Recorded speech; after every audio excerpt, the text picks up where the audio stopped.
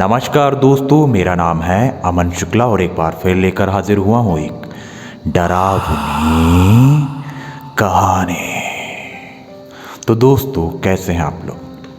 मैं हमेशा की तरह यही उम्मीद करता हूँ कि आप लोग जहाँ भी रहें स्वस्थ रहें, मस्त रहें, मस्ती करें, एकदम अच्छे से लाइफ एंजॉय करें। ठीक है, कहानी पर आते हैं। नहीं तो आप लोग बोलोगे कि लग गया अपनी बातों पे। चलिए, पहले कहानी सुनाने से पहले आपसे एक रिक्वेस्ट कर सकता हूँ, कर देता हूँ। कहानी अगर पसंद आए ना, तो जो नए व्यूअर्स आए हैं हमारे, जो हमारी फैमिली में शामिल होना चाहते हैं, वो हमारे चैनल को सब्सक्राइब कर सकते हैं, कहानी को लाइक कर सकते हैं, शेयर कर सकते हैं, कमेंट करके हमें बता सकते हैं कि कहानी कहाँ से सुन रहे हैं, कहानी कैसी लगी। जय श्री राम, हर हर महादेव, जो आपके मन में आए कहिए। एडवाइस दीजिए अपनी कि मुझे क्या सुधार करना चाहिए, क्या नहीं करना चाहिए, है ना। अधिकतर मैं दिन में बनाता हूँ वीडियोस, लेकिन ना आज मैंने कुछ नया करने का सोचा। तो चलिए कहानी पर आते हैं ना। 1 मिनट तो यहीं पे मैंने आपके वेस्ट कर दिया, आपको ऐसा लग रहा होगा, है ना। चलिए आते हैं कहानी पर। ये कहानी है मैंने एक पेपर पे लिख के रखा हूँ, मतलब पूरी कहानी नहीं, इनके किरदारों के नाम, क्योंकि ना कई बार क्या होता है कि किरदारों के नाम मिक्स हो जाते हैं, है ना, तो अपन सही उसमें कन्फ्यूज़न ना हो। खैर मेरी तरफ से कन्फ्यूज़न होता है, इसलिए मैंने लिख के रख लिया हूँ। ये कहानी मुझे दिग्विजय जी ने भेजी है।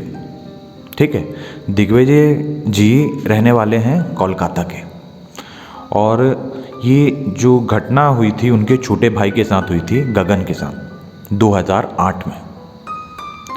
दिग्विजय जी बताते हैं कि 2008 में उनका भाई कुछ अलग तरीके की हरकतें करता पाया गया अपने घर पर, जैसे कि कच्चा मांस खाना, और उनके घर से अधिकतर एक अजीबोगरीब सी बदबू, मतलब मांस के सड़ने की बदबू, जैसे जब खाना बहुत ज़्यादा, कहते हैं ना, नसा गया, ख़राब हो गया, तो तब खाने की कैसी बदबू आती है, तो उस तरीके की स्मेल आने लग गई थी इनके घर से। और इन्होंने ना अपने भाई की हरकतें जब नोटिस करी कि यार ये कच्चा मांस क्यों खाता है, क्योंकि क्या है, कई बार जो लोग होते हैं नॉनवेज जो खाने के शौकीन होते हैं, वो अपने घर पर ला के फ्रिज व्रिज में स्टोर करके रखते हैं। तो वैसे ही दिग्विजय जी के यहाँ भी होता था। अब घर पर धीरे धीरे जब इनके समझ में आया कि यार नॉनवेज कोई ना कोई ऐसी हरकतें कर रहा है कि कोई बिल्ली शायद आके नॉनवेज खा के चले जा रही है, ऐसा पहले घर वालों को लगा। क्यों? क्योंकि घर वालों ने कभी गगन को कच्चा मांस खाते हुए नोटिस नहीं किया था। लेकिन एक दिन क्या हुआ, दिग्विजय जी जो अपना जॉब से देर रात में अधिकतर आया करते थे, तो दिग्विजय जी रात को लगभग 10 साढ़े 10 बजे अपने घर पर आए।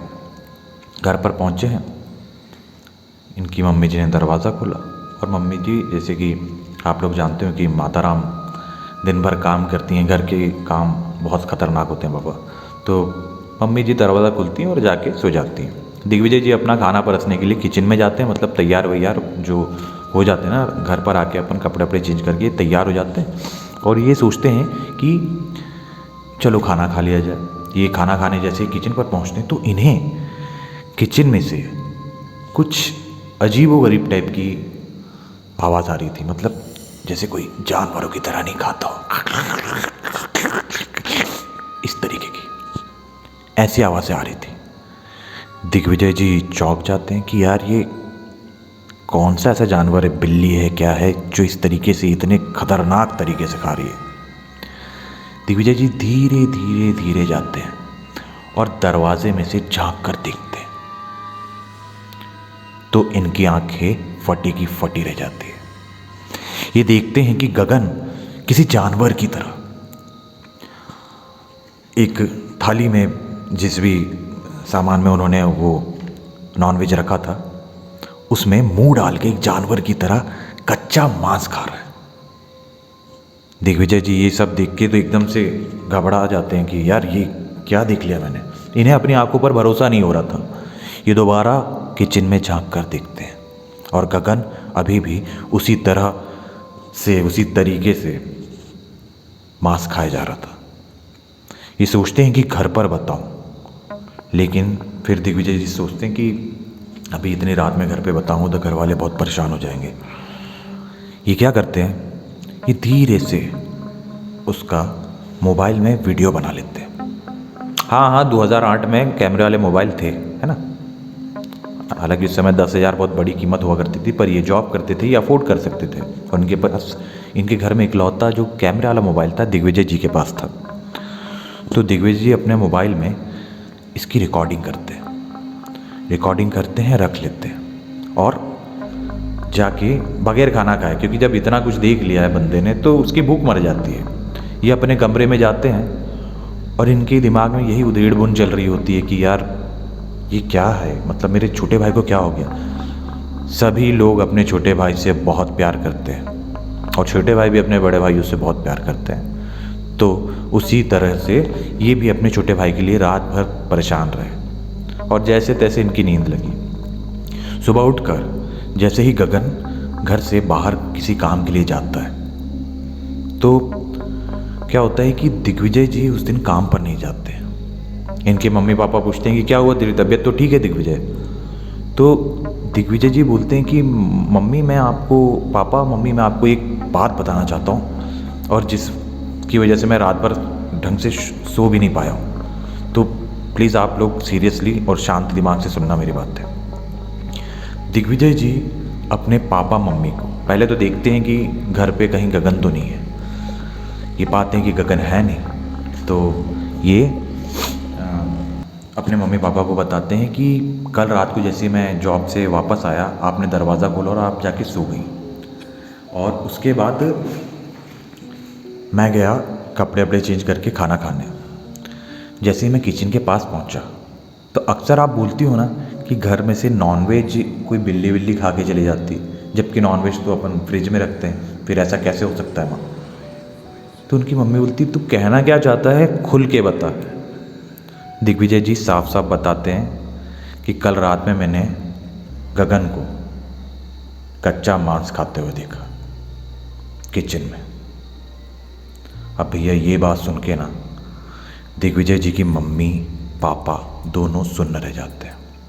ये बोलते हैं कि यार ये कुछ भी मत बोल, मतलब तुम दोनों भाइयों की लड़ाई वड़ाई हुई है, क्या हो गया तुम लोग, ऐसा कोई मजाक वजाक चल रहा है क्या।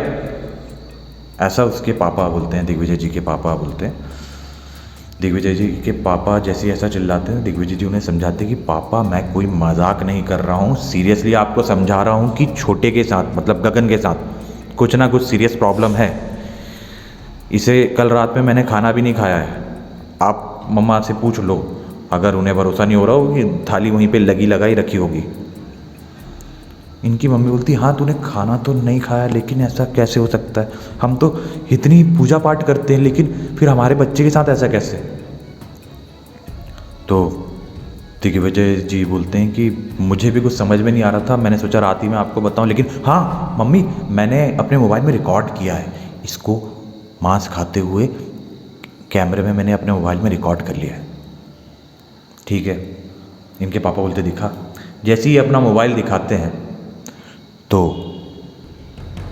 नहीं वीडियो गायब नहीं होता है, वीडियो उसमें रहता है। और उसी मोबाइल के वीडियो के कारण दिग्विजय जी के मम्मी पापा दोनों को भरोसा होता है कि दिग्विजय जी सत्य कह रहे हैं, सच बोल रहे हैं। अब जैसे ही माँ बाप गगन को इस जानवर को जैसे तरीके से खाते हुए देखते हैं ना, ये शॉक में आ जाते एकदम, यार ये क्या देख लिया हमने। और ये कम से कम उस वीडियो को 3 से 4 बार देखती कि कहीं ये हमारा बेटा है ना, हमारे किचन है ना। भरोसा नहीं होता, किसी को भी नहीं होता है, नॉर्मल सी बात है यार। ये कहानियाँ सुनने में तो बड़ी अच्छी लगती है, लेकिन ना जब ना किसी के साथ पर्सनली ऐसा हो रहा होता है ना, कोई भी इंसान को एक बार में भरोसा नहीं होता है, जैसा कि इनके साथ भी हो रहा था। अब मम्मी घबरा जाती है, माँ की आंखों में आंसू आ जाते हैं। माँ का दिल तो आप सब जानते हैं कैसे है। पापा बहुत चिंतित है, परेशान है कि अब कैसा क्या करें। दिग्विजय जी बोलते हैं कि देखो आप लोग टेंशन मत लो, यहाँ पास ही में पुरोहित जी हैं, पुरोहित जी पंडित जी है ना, मैं उनके पास जाता हूँ और उनसे पूछता हूँ कि ऐसे ऐसी बात है, और मोबाइल लेके जाता हूँ, उनको वीडियो भी दिखाऊंगा कि ये ऐसी ऐसी हरकतें कर रहा है गगन। तो दिग्विजय जी पंडित जी के पास जाते हैं। अब पंडित जी जैसे ही देखते हैं ये सब, तो पहले पंडित जी तो बोल देते हैं, देखो जैसे कि मैं, आप जानते हो कि ये मांस, मतलब वो भले ही कोलकाता में देखो खाते हैं पंडित लोग भी, लेकिन ये जो पंडित जी थे ये नॉन वेज से दूर रहा करते थे। तो वो पंडित जी ने कहा कि देखो, जिस घर में मांस बनता है मैं उस घर में नहीं जाता बेटा। और वो पंडित जी इन्हें आलोक जी का नंबर देते हैं। आलोक जी कोई पंडित, तांत्रिक, ओझा, मतलब ये ऐसे नहीं होते। आलोक जी एक पैरानॉर्मल इन्वेस्टिगेटर होते हैं। ठीक है, समझ रहे हो ना आप? इसके पहले वाली कहानी में भी एक पैरानॉर्मल इन्वेस्टिगेटर थे और इस कहानी में भी हैं। तो पंडित जी बोलते हैं कि देखो, ये कोई झाड़ फूक अपने लेवल पे करेंगे, लेकिन इनका तरीका कुछ अलग है और ये इन्हीं सब चीज़ों पर शोध करते हैं, है ना। तो दिग्विजय जी बोलते हैं कि मुझे पंडित जी आपकी ज़रूरत है, मुझे किसी शोधकर्ता की ज़रूरत नहीं है। तो जो पंडित जी का बेटा है वो इन्हें बताते हैं कि भैया, ये जो आलोक भैया हैं ये पैरानॉर्मल रिसर्च करते हैं और इन्हें इन सब चीज़ों का काफ़ी अच्छा नॉलेज है। ये घर पर जाके आपके पूरी तहकीकात कर लेंगे और ये आपको उस सही इंसान तक पहुंचाने में मदद करेंगे जिस इंसान की ज़रूरत आपके परिवार को है, आपके भाई को है। चलिए ठीक है, दिग्विजय जी मान जाते हैं। दिग्विजय जी आलोक जी का नंबर लेते हैं और उनसे कांटेक्ट करते हैं। जैसे ये आलोक जी को फ़ोन पे सब बताते हैं कि ऐसी ऐसी बात है, कल रात का पूरा मामला जो मैंने अभी तक आपको बताया। तो आलोक जी बोलते हैं कि यार देखो, आपको पहले किसी साइकोलॉजिस्ट को भी दिखाना चाहिए, शायद उसकी मानसिक।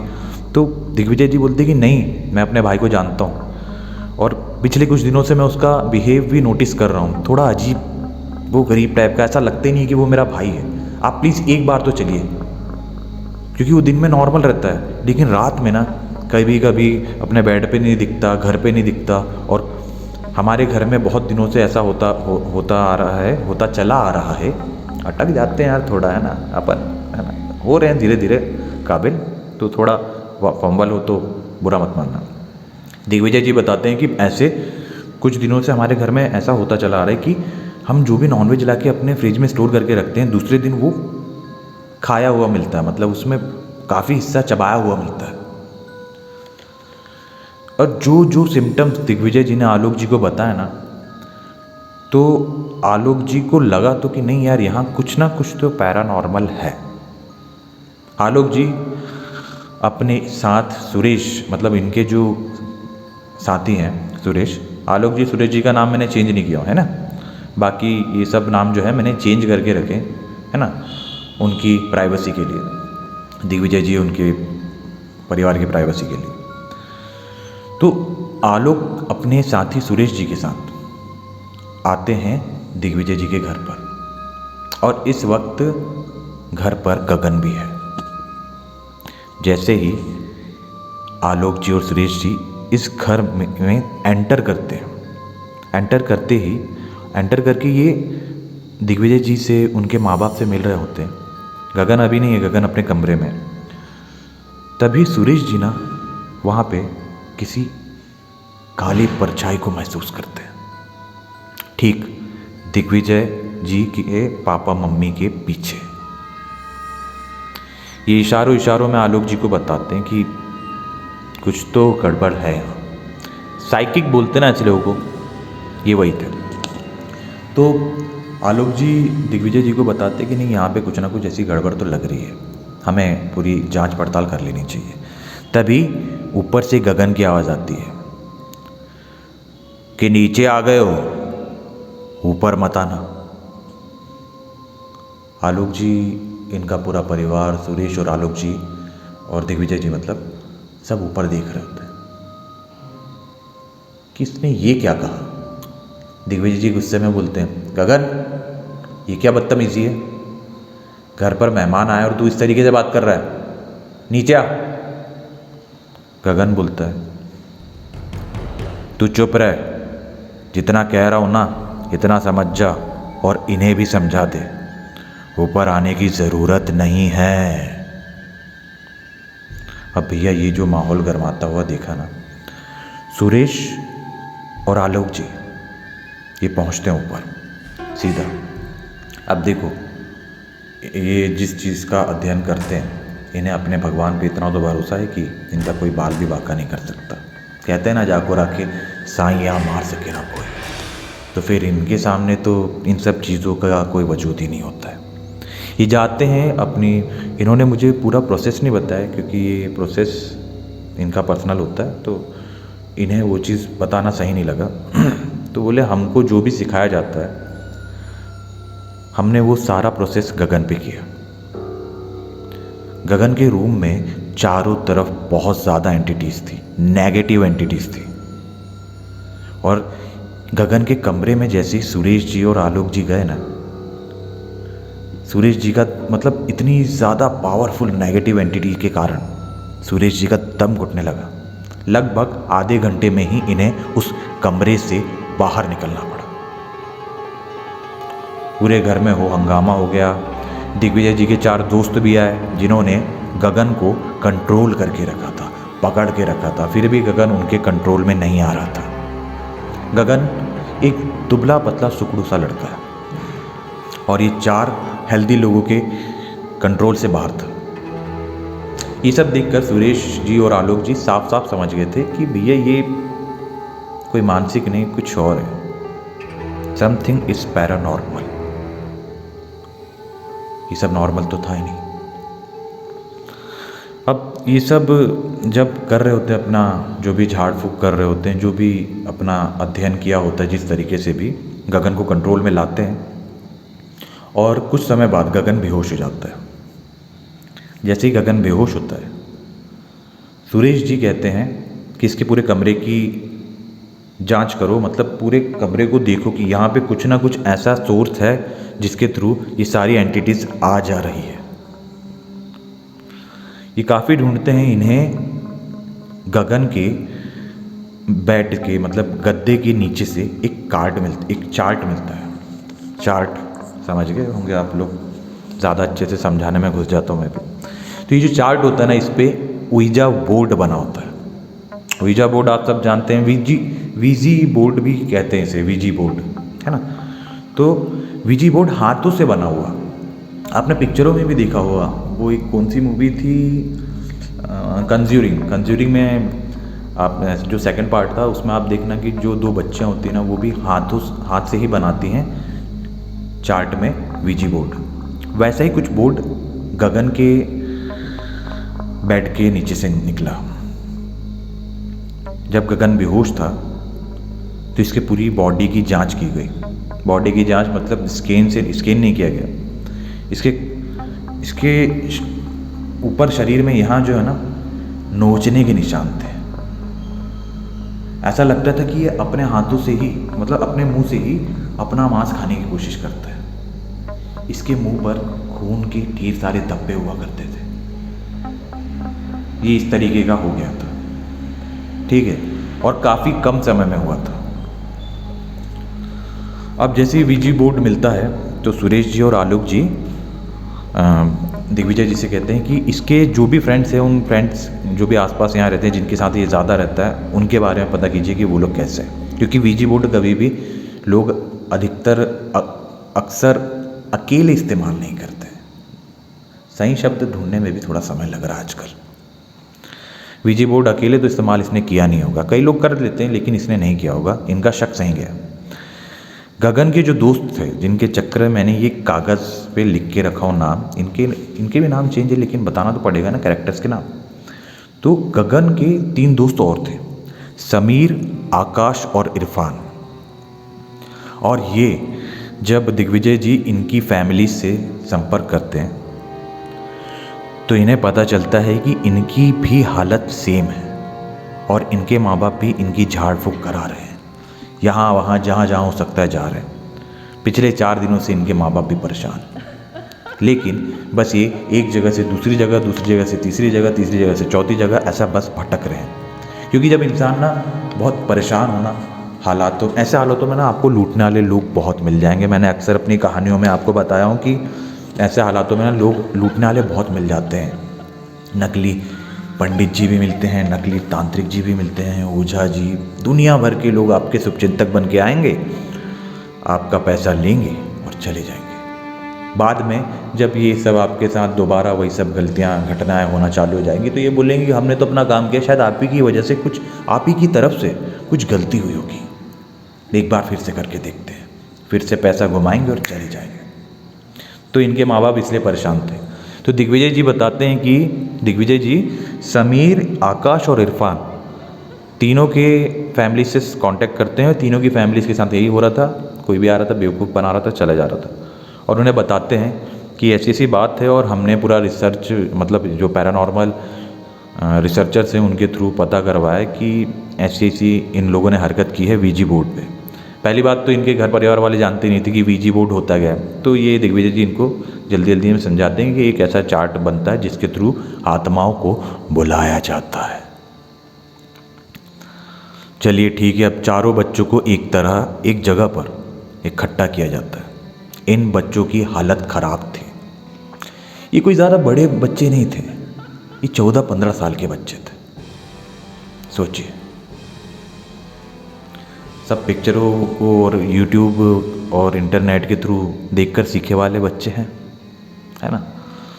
अब क्या करें, लोगों को ज़्यादा एक्सपीरियंस करने का रहता है ना। इन बच्चों ने भी वही किया एक्सपीरियंस, पर इन्हें जितना ज़्यादा नॉलेज होना चाहिए था उतना नॉलेज था नहीं। इन लोगों ने वीजी बोर्ड पर हाथ रखा, जैसा कि पिक्चरों में दिखाते हैं, उसी तरीके से सारी प्रोसेस करी और एक आत्मा को बुलाया। आत्मा ने आके साइन भी दिया कि वो यहाँ आ चुकी है। इन्होंने उससे कुछ सवाल जवाब किए होंगे जो मुझे पता नहीं, लेकिन उसके बाद एक प्रोसेस होता है इसमें कि जब आपकी बात पूरी हो जाए तो उस आत्मा को गुड बाय भी बोलना पड़ता है। लेकिन गुड बाय कहने के पहले इस आत्मा ने कुछ ऐसा कर दिखाया जिसकी वजह से ये चारों डर गए और वहाँ से उस चार्ट को छोड़ के बाहर निकल गए। इन्होंने उस शक्ति को बाय नहीं बोला, गुड बाय नहीं बोला, और वो शक्ति वहीं रह गई, उस चार्ट से जुड़ गई। अब जैसे तैसे ये लोग बाहर जब चार्ट छोड़ के भाग गए थे तो जैसे जैसे नॉर्मल होते हैं, और गगन क्या करता है ना, गगन ये चार्ट उठा के वापस अपने घर ले जाके गद्दे के नीचे रख देता है। और ये सब जो कांड किया है इन लोगों ने लगभग 6 महीने पहले किया था। धीरे धीरे धीरे धीरे धीरे धीरे 6 महीने बाद असर हुआ। मैंने कहा ना कि कई बार आप लोग भी करते हो ना ऐसी हरकत की, यार चल करके देखते कुछ होता है क्या। आपने कर दिया, कुछ नहीं हुआ, देखा, मैं तो पहले ही बोल रहा था ऐसा कुछ होता ही नहीं। अगर उस चीज़ ने असर करना रहा तो 6 महीने साल भर बाद भी असर कर देती है। और ये मैं आपको कई बार कहानियों में बता चुका हूँ कि इन सब चीज़ों से उलझना नहीं चाहिए। इनका आदर कीजिए, सम्मान कीजिए, अपने भगवान की पूजा कीजिए, है ना। 6 महीने बाद इन लोगों की जो हालत है तो ये मैं कहानी के माध्यम से आप लोगों को सुना ही रहा हूँ। तो जब इन चारों बच्चों को एक जगह इकट्ठा किया गया तब तक कि इनकी हालत काफ़ी ख़राब हो चुकी थी। अब ये उतने एग्रेसिव नहीं हो पा रहे थे। ये चाह रहे थे कि बस कोई आए हमें मार डाले या हमें खुद ही कोई आके ले जाए, क्योंकि अब जीवन में कुछ बचा नहीं है। खाना ये दिन रात खा रहे थे लेकिन खाना इनके शरीर को नहीं लग रहा था, क्योंकि इनके थ्रू कोई और खाना खा रहा था भैया, है ना। इस कारण इनका जो हीमोग्लोबिन है, ब्लड लेवल, वो भी कम हो गया था, काफ़ी कमज़ोर हो गए थे। चलिए आते हैं कहानी पे, प्रोसेस पे मैं घूम जाता हूँ इधर उधर, है ना। तो ये एक उस चार्ट को ना क्या करते हैं, मेरे को खाली इन्होंने इतना बताया कि जो 4 बच्चे जैसे आमने सामने बैठ के चार्ट में करते ना, वीजी बोर्ड में खेलते हैं, जैसे अपन लोग आमने सामने इधर उधर बैठ के खेलते हैं, वैसे ही इनको बैठाला गया, लेकिन एक दूसरे की तरफ पीठ करके। मतलब जैसे मैं बैठा हूँ तो दूसरा जो मेरा दोस्त है पीछे मेरी तरफ पीठ करके बैठा होगा, और ऐसा ही मेरा तीसरा दोस्त इस तरफ और चौथा दोस्त इस तरफ। तो ये सब हम सब ये चारों को एक दूसरे की तरफ पीठ करके एक सर्कल में ऐसा बैठाला था। और उसके बाद सुरेश जी और आलोक जी ने जो एक्सॉर्सिज्म जिसे कहा जाता है, जो भी झाड़ फूकी करते हैं वो की। लगभग ये झाड़ फूक 10 से 12 घंटे चली। कम से कम 20 लोगों की निगरानी में, क्योंकि अकेला गगन दुबला पतला सा 4 लोगों से नहीं संभल रहा था, तो ये 4 थे। कई बार ऐसा हुआ कि ये एक्सॉर्सिज्म करना नामुमकिन सा लगने लगा। इस एक्सॉर्सिज्म में लोगों को काफ़ी ज़्यादा डर भी लगा। जो लोग सपोर्ट करने के लिए खड़े थे उनकी रूहें तक कांप चुकी थी। लेकिन मैंने कहा ना हमेशा कि अपने भगवान पे भरोसा कीजिए, जाको राखे साइयाँ मार सके ना कोई। भगवान पे भरोसा कीजिए, वो सब सही करते हैं। आलोक जी, सुरेश जी से भी मेरी बात हुई थी, लेकिन ये अपना जो प्रोसेस होता है ये पूरा बताते नहीं हैं, इन्हें बताना अलाउड नहीं है, ऐसा उन्होंने मुझे बताया। तो मैं भी उनकी प्राइवेसी का पूरा ध्यान रखता हूँ। और जहाँ तक कि इन्होंने मुझे बताया उस सर्कल का और उस चार्ट को आलोक जी ने और सुरेश जी ने ख़त्म किया, मतलब जिस भी तरीके से उन्होंने किया ख़त्म किया। सुरेश जी और आलोक जी बताते हैं कि ये चार्ट ना एक तरीके का पोर्टल बन चुका था, जिसमें से सिर्फ एक आत्मा नहीं, ढेरों आत्माएं आ जा रही थी। जैसा पिक्चरों में बताते ना, एक्चुअली में पिक्चरों में ना काफ़ी कुछ सत्य बताते हैं। ये तो कई लोग एडवांस होते हैं कि ये तो पिक्चरों वाली बात है यार, तू कहाँ की बात कर रहा है, आजकल के ज़माने में थोड़ी ना होता है ये सब, साइंस का ज़माना है भैया, आजकल थोड़ी ना कुछ होता है भैया। जिस दिन आपके साथ हो गया ना, दिन में रात नजर आएगा और तारे भी दिख जाएंगे। भगवान ना करे खैर किसी के साथ ऐसा हो, है ना। मेरा आप लोगों को डराने का कोई इरादा नहीं है। तो आलोक जी और सुरेश जी बताते हैं कि ये एक तरीके का पोर्टल हो गया था, जिसमें से आत्माएं आ जा रही थी, और अधिकतर जो आत्माएं आ रही थी वो शैतानी रूहें हो रही थी, जो आती थी इनके थ्रू, अपनी इच्छाएं पूरी करती थी, खून पीने की, मांस खाने की, जो भी इनके अंदर एक वो रहता ना, मतलब जो बुरी एंटिटीज़ जिन्हें पसंद करती हैं, जैसे शराब हो गया, मांस हो गया, ये सब, ये अपनी इच्छाएं पूरी कर रही थी इनके शरीर के थ्रू, और वापस उसी पोर्टल के थ्रू चली जाती थी। कभी भी आना, कभी भी जाना, ये सब धीरे धीरे धीरे धीरे जब बढ़ा, जब फैमिली को समझ में आया, वो तो अच्छा हो दिग्विजय जी, इन चारों बच्चों की जो फैमिली में एक जो गगन था, उसके बड़े भैया ने सही जगह पे जाके लोगों पे विश्वास किया। बाकी 3 फैमिलीज़ तो घूम ही रही थी, उन्हें कई झूठे लोग घुमा ही रहे थे, लेकिन दिग्विजय जी की वजह से आज ये चारों, गगन, समीर, इरफान और आकाश, चारों की जान सही सलामत है। पढ़ाई लिखाई बढ़िया मस्त हो चुकी इनकी, और सब अपनी अपनी जगह मस्त काम कर रहे हैं। तो दोस्तों, ये कहानी थी कोलकाता से दिग्विजय जी की, जो कि इस बात के साक्षी थे, मतलब विटनेस थे, इनके सामने ये सब हुआ। और अगर आपको नाइट में ये जो मैंने लाइट लगाया है, इस पर मेरा वीडियो बनाना पसंद आया हो तो मुझे कमेंट करके ज़रूर बताइए कि मैं कैसा लग रहा हूँ, मतलब कैसा लग नहीं रहा हूँ, दुबला पतला हो गया यार। और ये बताने की कहानी कैसी लगी, कहाँ कुछ अप्स एंड डाउन्स जो भी हो बताना, है ना। और कहानी पसंद आए, चैनल पर नए हो दोस्तों तो यार सब्सक्राइब कर लेना, है ना। रिक्वेस्ट ही कर सकता हूँ यार, ऑर्डर तो दूंगा नहीं, है ना। तो सब्सक्राइब कर लेना, नोटिफिकेशन बेल को ऑन कर लेना, ऑल का बटन दबा देना, जिससे मेरी जो भी वीडियोस आएगी आप तक तुरंत उसका नोटिफिकेशन पहुंच जाएगा। यार नोटिफिकेशन में मेरा बहुत फंबल होता है, एक्चुअली में मेरी इंग्लिश इतनी भी ख़राब नहीं है ब्रो, आप लोगों के सामने हो जाती है। खैर तबीयत जैसे जैसे रिकवर होगी ज़बान भी साफ़ हो जाएगी, ठीक है। चलो बहुत ज़्यादा मैंने डस लिया ना आपको, चल ठीक है यार, फैमिली वालों यार इतना तो झेल सकते हो मुझे, तबीयत ख़राब है मेरी, कुछ तो सिंपैथी गेन करनी पड़ती है मुझे भी, ठीक है। तो लाइक कीजिए, शेयर कीजिए, कमेंट करके मुझे बताइए कि कहानी कैसी लगी, और अगले एपिसोड में मिलेंगे, तब तक बने रहे मेरे साथ। मैं हूँ आपका दोस्त अमन शुक्ला, और अक्सर लाता रहता हूँ डरावनी कहानियाँ। धन्यवाद।